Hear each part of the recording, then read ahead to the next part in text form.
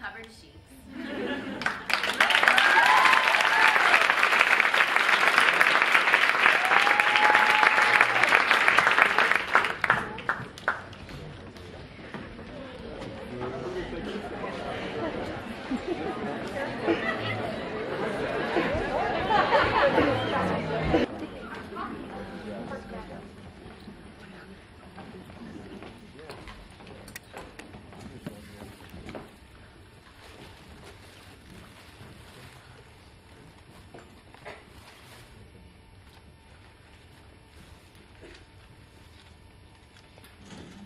Bosnian women refugees were interviewed during the war in Yugoslavia in refugee camps and centers. 20 to 70,000 women were raped in the middle of Europe as a systematic tactic of war. It was shocking to see how little people did to stop it. But then again, in the United States each year, about 500,000 women are raped, which is another kind of war. This monologue is based on one woman's story. We do it tonight for that woman, and for the extraordinary women of Bosnia and Kosovo. My vagina was green water, soft pink fields, cow mooing, sun resting, sweet boyfriend, touching lightly with a soft piece of blonde straw. There is something between my lives. I do not know what it is. I do not know where it is. I do not touch. Not now. Not anymore. Not since. My vagina was chatty. Can't wait so much, saying words, talking. Can't quit trying, can't quit saying, oh yes, oh yes. Not since I dreamed there's a dead animal sewn in down there with thick black fishing line. And the bad dead animal smell cannot be removed. And its throat is slit, and it bleeds through all my summer dresses. My vagina singing all girl songs, all goat bell ringing songs, all wild autumn field songs, vagina songs, vagina home songs. Not since the soldiers put a long, thick rifle inside me, so cold with steel rod canceling my heart. Don't know whether they're going to fire it or shove it through my spinning brain. 6 of them, monstrous doctors with black masks, shoving bottles up me too. There were sticks and the end of a broom. My vagina swimming river water, clean spilling water over sun-baked stone, over stone clit stone, over and over. Not since I heard the skin tear and made lemon screeching sounds. Not since a piece of my vagina came off in my hand, a part of the lip. Now one side of the lip is completely gone. My vagina, a live, wet water village. My vagina, my hometown. Not since they took turns for 7 days, smelling like feces and smoked meat. They left their dirty sperm inside me. I became a river of poison and pus, and all the crops died, and the fish. My vagina, a live, wet water village. They invaded it, butchered it, and burned it down. I do not touch now. Do not visit. I live someplace else now. I don't know where that is.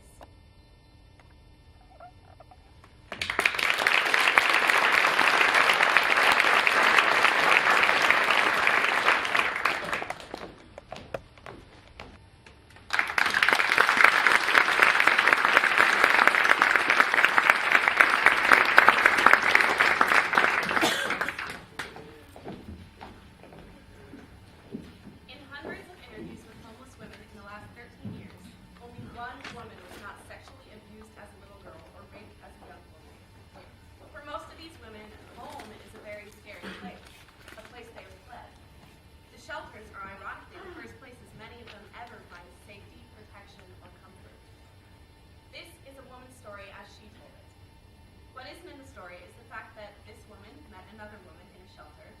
and they fell in love, and through their love, they both got out of the shelter system. Memory, December 1965, 5 years old. My mama tells me in this scary, loud, life-threatening voice to stop scratching my coochie snorcher. I've become terrified that I have scratched it off down there. I do not touch myself again, even in the bath. I'm afraid of the water getting in me and filling me up so I explode. I put Band-Aids over my coochie to cover the hole, but they fall off in the water. I imagine a stopper, a bathtub plug up there to prevent things from entering me. I sleep with 3 pairs of happy heart-pattern underpants on underneath my snap-up pajamas. I still want to touch myself sometimes, but I don't. Memory, 7 years old. Edgar Montaigne, who is 10, gets angry with me and punches me with all of his might right between my legs. And it feels like he breaks my entire self. I limp home. I can't pee. My mama asked me what's wrong with my coochie snorcher. And when I tell her what Edgar did, she gets mad at me and says never to let anyone touch me down there again. And I try to explain to her, Mama, he didn't touch it, he punched it. Memory, 9 years old. I play on the bed, bouncing and falling, and impale my coochie snorcher on the bedpost. I make high-pitched screamy noises that come straight from my coochie snorcher's mouth. And I get taken to the hospital, and they sew it up down there from where it's been torn apart. Memory, 10 years old. I'm at my father's house, and he's having a party upstairs. Everyone's drinking. I'm in the basement, and I'm trying on my new white cotton bra and underpants that my father's girlfriend got me. Suddenly, my father's best friend, this big man Alfred, comes up from behind and pulls my new underpants down and sticks his big, hard penis into my coochie snorcher. I scream, and I kick, and I try to fight him off, but he already gets it in. My father's there then, and he has a gun, and there's this loud, horrible noise, and then there's blood all over Alfred and me. Lots of blood. I'm sure my coochie snorcher has finally fallen out. Alfred is paralyzed for life, and my mama doesn't let me see my father again for 7 years. Memory, 13 years old. My coochie snorcher is a very bad place. A place of pain, nastiness, punching, invasion, and blood. It is a site for mishaps. It is a bad luck zone. I imagine a freeway between my legs, and girl, I am traveling, going far away from here. Memory, 16 years old. There is this gorgeous 24-year-old woman in our neighborhood, and I stare at her all the time. One day, she invites me into her car. She asks me if I like to kiss boys, and I tell her I do not like to do that. And then she says she wants to show me something, and she leans over and kisses me on the lips so softly with her lips, and then she puts her tongue in my mouth. Wow. She asks me if I want to come over to her house. And then she kisses me again and tells me to relax, to feel it, to let our tongues feel it. She asked my mama if I can spend the night. And my mother is delighted that such a successful young woman has taken an interest in me. I'm scared, but really, I can't wait. Her apartment's fantastic. She has got it hooked up. It's the 70s with the beads, the fluffy pillows, and the mood lights. I decide right there that I want to be a secretary like her when I grow up. She makes a vodka for herself and then asks me what I want to drink. I say, same as she's drinking, and she says she doesn't think my mama would like me drinking vodka. I say she probably wouldn't like me kissing girls either. And the pretty lady makes me a drink. And then she changes into this chocolate satin teddy. She is so beautiful. I always thought bulldaggers were ugly. I say, you look great. And she says, so do you. And I say, but I only have this white cotton bra and underpants. And then she dresses me slowly in another satin teddy. It is lavender like the first days of spring, and the alcohol has gone to my head, and I am loose and ready. There's a picture over a bed of a naked black woman with this huge afro, and she gently and slowly lays me out on that bed, and just our bodies rubbing together makes me come. And then she does everything to me and my coochie snorcher that I always thought was nasty before, and wow, I am so hot, so wild. She says, your vagina, untouched by man, smells so nice and so fresh, I wish I could keep it that way forever. I get crazy wild, and then the phone rings, and of course it's my mama. And I am sure she knows because she catches me at everything. And I am breathing so heavy. And I try to act normal when I get on the phone, and she asks me, what's wrong with you? Have you been running? And I say, no, Mama, exercising. Then she tells the beautiful secretary to make sure I'm not around boys. And the pretty lady tells her, trust me, there are no boys around here. Afterwards, the gorgeous lady teaches me everything about me and my coochie snorcher. She makes me play with myself in front of her and teaches me all the different ways to give myself pleasure. She is very thorough. She tells me always to know how to give myself pleasure so I'll never have to rely on a man. In the morning, I am worried that I have become a butch because I am so in love with her. She laughs, but I never see her again. I realized later that she was my surprising, unexpected, and politically incorrect salvation. She transformed my sorry-ass coochie snorcher and raised it up into a kind of heaven.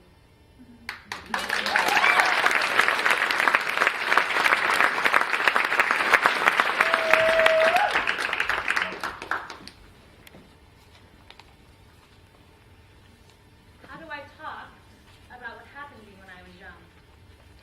The event, those moments, the incidents.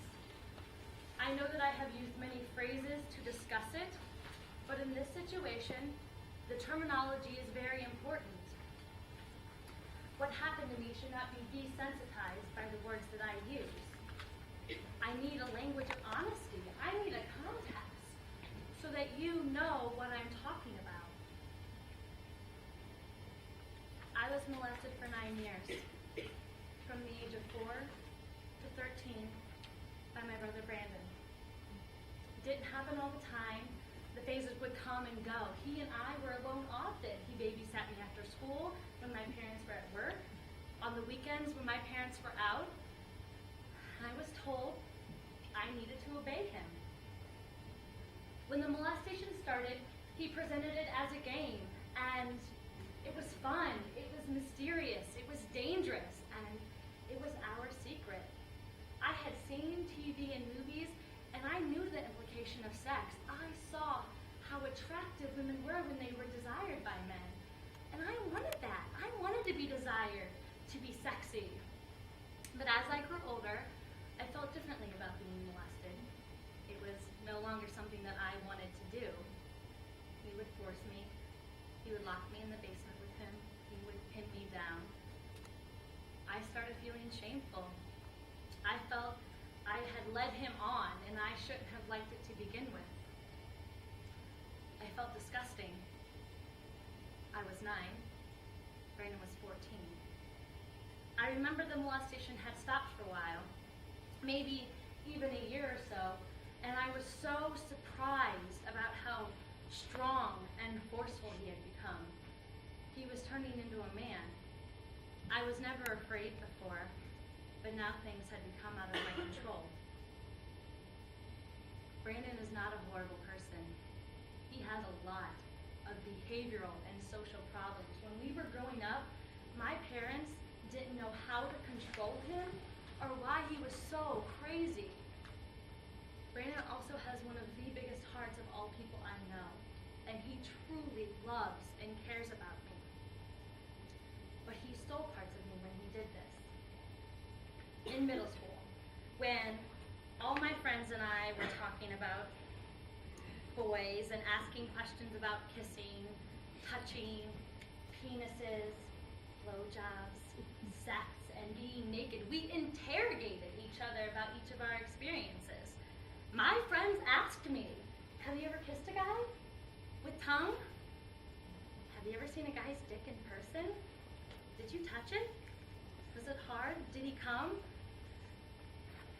I felt like I was lying when I said no, because though I had never had any of these experiences with my adolescent boyfriends, I had done things at the age of 4 and 5 that most of my friends didn't do until high school. I started dealing with my past when I was 17. I was depressed and I felt empty.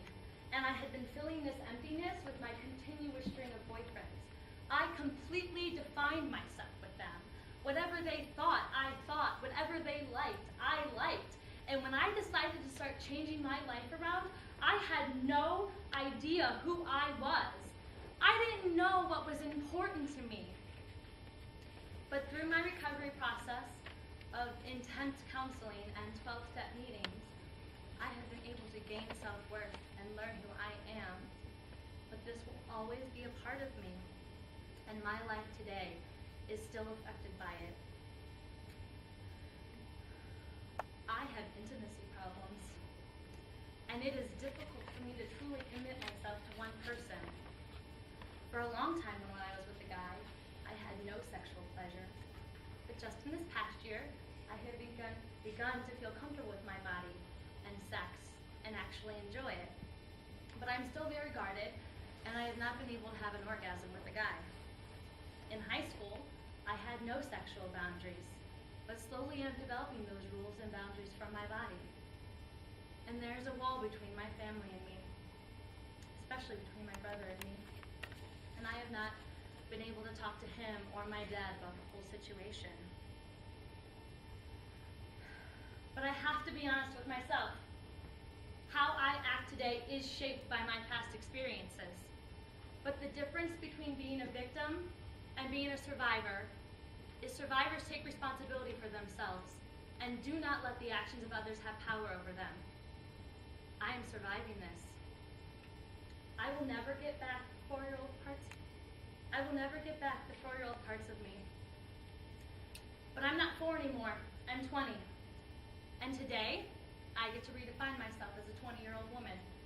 I get to fill my emptiness with strength and happiness. No one else is going to do it for me. It's beautiful because now I have the power and the responsibility to take care of myself.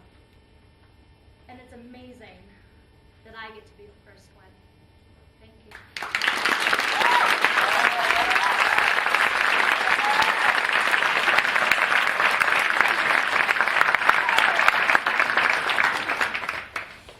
My short skirt is not an invitation, a provocation, an indication that I want it, give it, or that I hook. My short skirt is not begging for it. It does not want you to rip it off me or pull it down. My short skirt is not a legal reason for raping me. Although it has been before, it will not hold up in a new court. My short skirt, believe it or not, has nothing to do with you. My short skirt is about discovering the power of my lower calves, about cool autumn air traveling up my inner thighs, about allowing everything I see or pass or feel live inside. My short skirt is not proof that I am stupid or undecided or a malleable little girl. My short skirt is my defiance. I will not let you make me afraid. My short skirt is not showing off. This is who I am. Before you make me cover it or tone it down, get used to it. Yeah. My short skirt is happiness. I can feel myself on the ground. I am here and I am hot. My short skirt is a liberation flag in the women's army. I declare these streets, any streets, my vagina's country. My short skirt is turquoise water with swimming-colored fish, a summer festival in the starry dark, a bird calling, a train arriving in a foreign town, a full breath, a tango dip. My short skirt is initiation, appreciation, excitation. But mainly, my short skirt and everything under it is mine. Mine. Mine.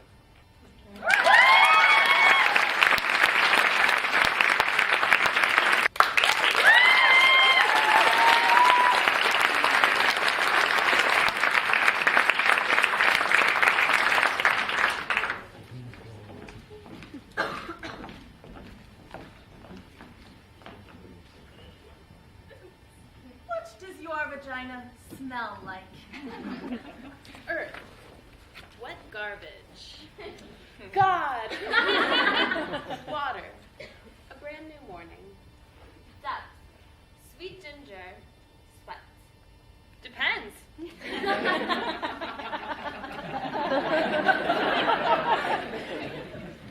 Musk. Meat. No smell, I've been told. Pineapple. Chalice essence. Paloma Picasso.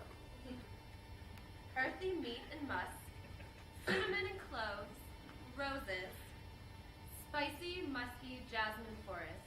Deep, deep forest. Damp moss. Yummy candy. The South Pacific. Somewhere between fish and lilacs.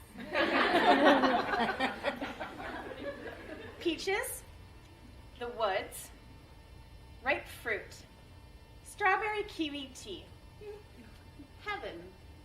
Vinegar and water. Light sweet liqueur. Cheese. Ocean. Sexy. A sponge. The beginning.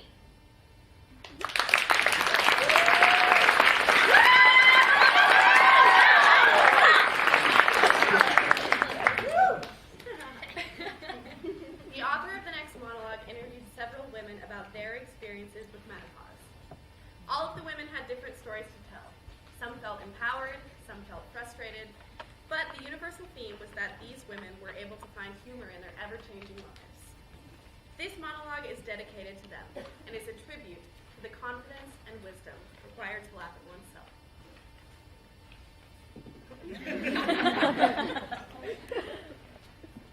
So I'm 50. So what? So I don't have to run to the drugstore every month. I'm still a woman. I'm still hot. I am smoking. Still hot enough to make men turn their heads around on the street and wonder, how'd that woman get so sizzling? I'm burning like a stove. Hot like the sun. I am hot. Somebody open a window or something. These young women, they don't have to worry about their skin drying up. But when you are this sizzling, you are bound to lose some moisture. Young women don't have fat showing up in weird places that it's never been before. They don't cry every time someone ties their shoe or wears a hat.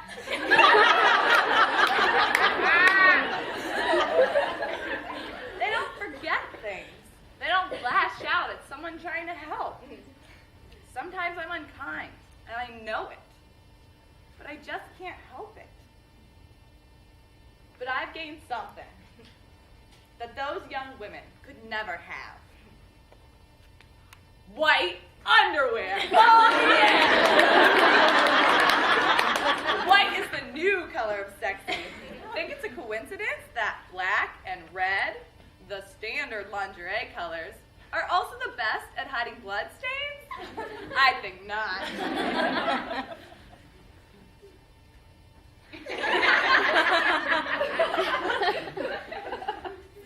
Yeah.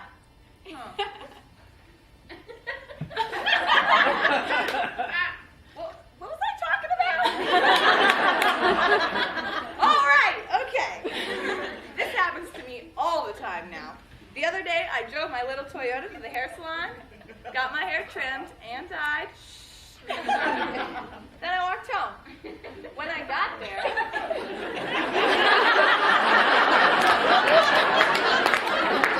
I realized my Toyota was missing. Someone stole my 10-year-old car. What kind of a person steals a 10-year-old car? I called the police, the insurance company, and Hertz for a rental car. Driving to work on Monday, I passed the hair salon. Oh.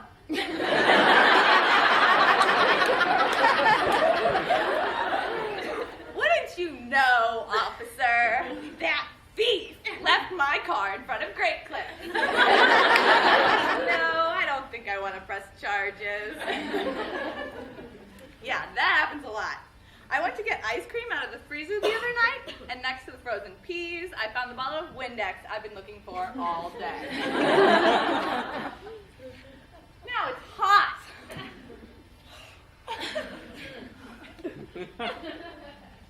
Oh, come on, people, don't tell me it's not hot in here. I wake up every night, sometimes once, sometimes 10 times. It wakes me up at night, and I lay there under the covers. I tell myself, it's a mental thing. I think, I'm cold, I'm cool, I'm calm, comfy, frosty, frozen. I'm on fire! I went to the doctor, told him what I was going through, how miserable it was. He said he had to take some blood, do some tests. He called me the next day with my results. Well, Jane, your results are in. I think you're going through menopause.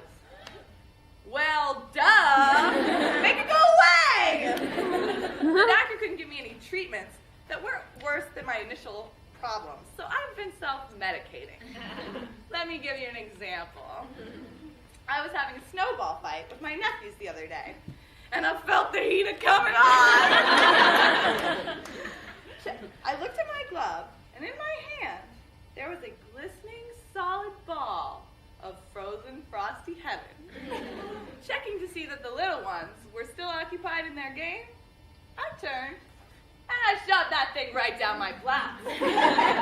Best snowball ever.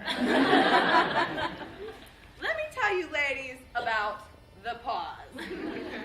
Everything dries up, and I mean everything. It's like there's an oil shortage, so they just took all mine.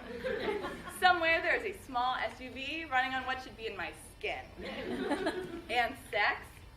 Well, if you had any interest in it before, it's definitely gone. I don't understand all these new impotence drugs for men my age. They're all running around with erections that last for 48 hours so they can get ready anytime the moment hits them. This moment is not going to hit you anytime soon. I mean, I see this, and it's like,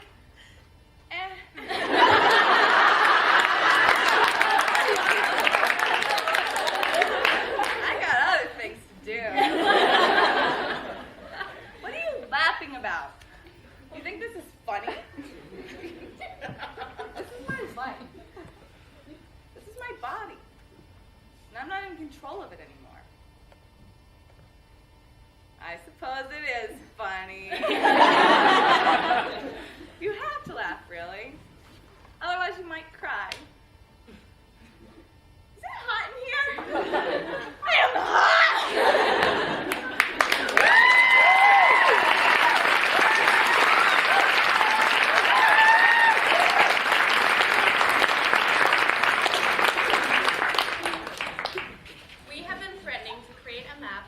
vagina-friendly cities. Welcome, Columbus, Ohio. There have been many surprises. Islamabad, Pakistan joined in recently. Nairobi, Kenya was huge. And Birmingham, Alabama. There are many vagina holiday zones. New York City, Paris, Sarajevo, Manila, Santa Fe, Rome, and Sydney. San Francisco has a status of its own. It's a vagina World Fair zone. Pittsburgh is most definitely a vagina holiday zone. They are wild for vaginas in Pittsburgh. A woman from Pittsburgh was obsessed with a particular word used to describe the vagina. Her mission was to reconceive the word.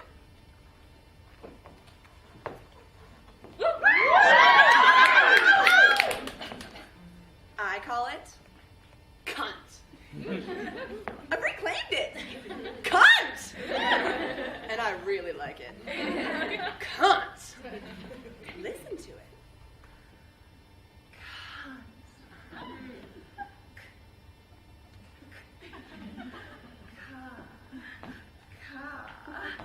Cavern, cattle, clit, cute, come close, closed, inside, car, then you, then cool, then curvy, inviting shark skin. You, unicorn.